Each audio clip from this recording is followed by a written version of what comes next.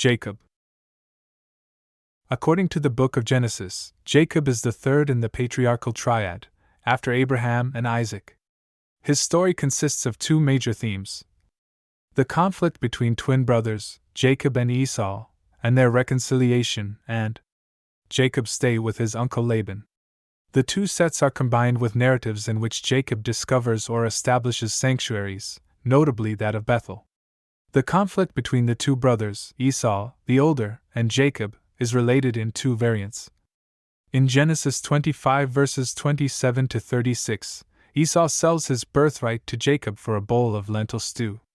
In Genesis 27 verses 1 to 40, Jacob deceives his old father, Isaac, pretending to be his brother, Esau, thereby stealing his older brother's blessing. At Laban's, his uncle, Jacob the deceiver himself experiences being deceived. Laban forces him to marry his eldest daughter Leah, instead of Rachel, for whom Jacob has to work another 7 years. The birth of Jacob's sons is narrated as a competition between Jacob's two principal wives who, when they cannot bear children, are replaced by their respective maidservants.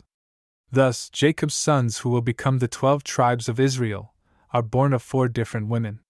Traditions about Jacob come from the kingdom of the north. They reflect a social organization into tribes and clans, without central power. The first version of Jacob's story reflects the separation of a clan having as its ancestor a character named Jacob, who separates from an Aramean group, Laban. Jacob's Aramean origin is perhaps reflected in Deuteronomy 26 verse 5. My father was a wandering Aramean. It was under King Jeroboam II, in the 8th century, that Jacob's story became the origin legend of the kingdom of Israel. The story of his wrestling with God in Genesis 32 then tells how Jacob changed his name to Israel. The name Israel is interpreted here as meaning one who struggles with God.